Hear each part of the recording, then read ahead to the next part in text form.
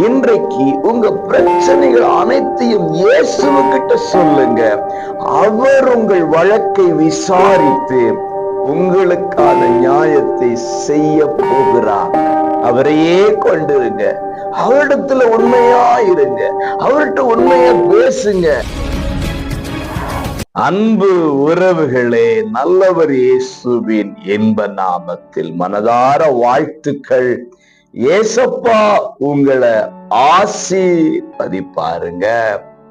மீகா 7:9 அவர் எனக்காக வழக்காடி என் நியாயத்தை விசாரிக்கும் மட்டும். நிறைய வழக்குகளில் சிக்கொண்டிருக்கிறீர்கள். நிறைய நியாயங்கள் உங்களுக்கானது புரட்டப்பட்டு கொண்டிருக்கிறது. நீங்க சொல்றீங்க, எனக்கு வர வேண்டிய உரிமைகள் புரட்டப்பட்டாயிற்று, எனக்கு கிடைக்க வேண்டிய நியாயங்கள் தள்ளப்பட்டாயிற்று என்று புலம்பிக் கொண்டிருக்கிறீர்கள். கர்த்தர் இயேசு உங்களுக்கான நியாயத்தை அவர் செய்ய போகிறார். ஒரு வழக்கு உங்களுக்கு உண்டாகும் என்றால் அதற்காக ஒரு பெஸ்ட் லாயரை தேர்ந்தெடுத்து உங்க பிரச்சனைகள் எல்லாம் சொல்லுவீங்க.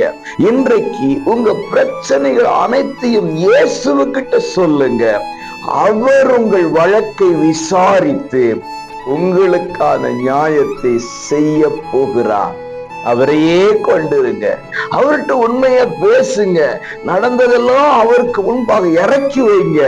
உங்களுக்கான நீதி வரப்போகிறது. வழக்கை கர்த்தர் பார்த்து கொள்வார். அப்புறம் என்ன, வெற்றிதான் உண்டாவதாக. God bless you.